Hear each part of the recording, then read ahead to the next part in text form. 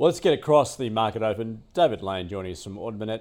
David, welcome to Wednesday. Thanks for joining us. Looking for a negative opening following what we saw on Wall Street as investors there look ahead to the Fed meeting. Yes, that's right, Andrew. The US market weaker overnight as investors there are continually concerned, I guess, about the potential impacts of the Trump tariffs and whether or not that both fuels inflation and has a handbrake on growth. So that will be very keenly watched as the Federal Reserve meets overnight. In terms of their commentary as to whether or not the Fed is concerned about the potential impact of inflation there, and also the impact of growth. So unlikely that we'll see a change in the actual interest rate from the Fed, but it's probably more that commentary that the market will be keeping a very, very close eye on. Yeah, there was some concern there just in terms of import prices rising, perhaps a sign of what's ahead as far as tariffs are concerned.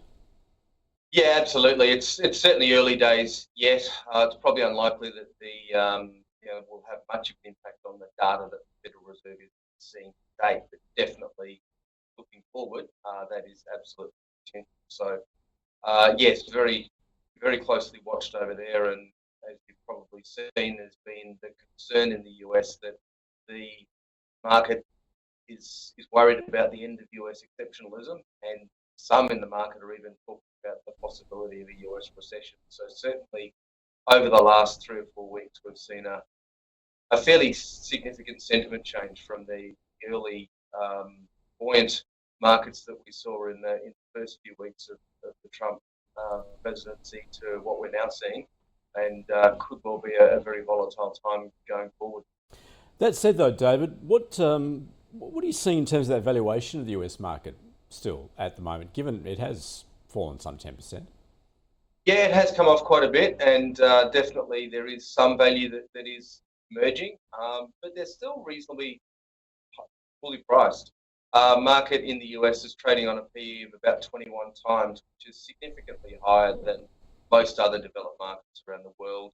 The Australian market, we've come off quite a bit. We're still trading at a PE of about 16 times, so cheaper than the US.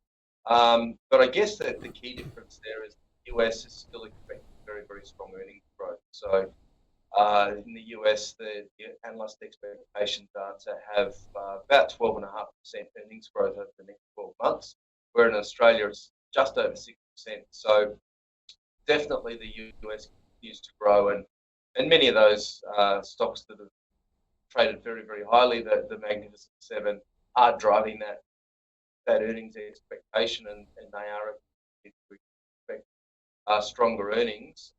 So yeah, we are still relatively high, starting to get a little bit more enticed by the value, but still cautious about the geopolitical and even the macroeconomic environment around the world. And when you take a look at that earnings growth, the US, though, is still ahead of what we're seeing here locally. Oh, very much so. Yeah, absolutely. That technology is driving it. One of the other things about the US has been that their productivity has continued to be very, very strong. So it's one of the issues we have here in Australia. We've got the federal budget next week. Ideally, we would like to see some productivity focus in the federal budget here, because that's been one of the handbrakes on the Australian economy for quite some time, whereas the US seems to have improved that productivity, and that is flowing through to that earnings growth that they're seeing over there. Now, one of the outperformers, subsectors at least on the Australian index, have been the gold miners, reflecting what we've seen in the price of bullion reaching another record overnight, now comfortably sitting above 3,000 US. What are we seeing there? It's looking like a pretty crowded trade at this point.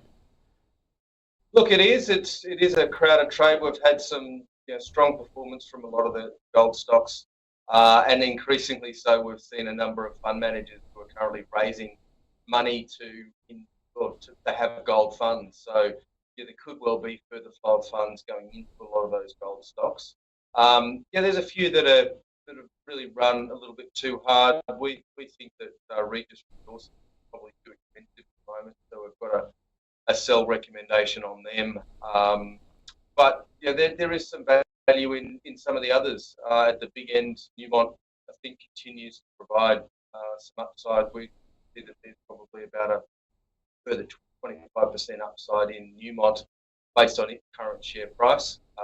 And at the lower end of the market, we like a couple of the smaller ones like Vault Minerals and West African Resources that still haven't really run up as high as a lot of the other gold stocks. So there is still a little bit of value there. And as you say, the gold price continues to rally very strongly. And as we continue to have the geopolitical uncertainty, that is an area where investors like to go to, a bit of a safe haven, and certainly it's got tailwinds behind it. Earlier in the year, we were talking about that rotation from the banks into resource stocks. Obviously, miners getting a bid there, but are we seeing any other interest there in resources? I'll look at a couple of stocks, I guess. Mineral Resources having done well over the past couple of sessions, but bearing in mind how far it's fallen. Well, that's right. Yeah, I think that's MinRes has had its own issues as far as corporate governance is concerned, and fell significantly after their results. So I think the value buyers are coming back in there.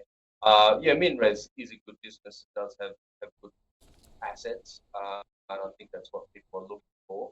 As far as the resources are concerned, medium and longer term, the outlook for China is mixed, but still reasonably positive. We tend to forget the fact that China is still growing at over 5% a year, which is still stronger than most economies around the world. So it's not the 10% that we saw a decade ago, but it's still growing fairly strongly. And I think that does underpin a lot of the demand for resources. We like BHP, Rio at current prices.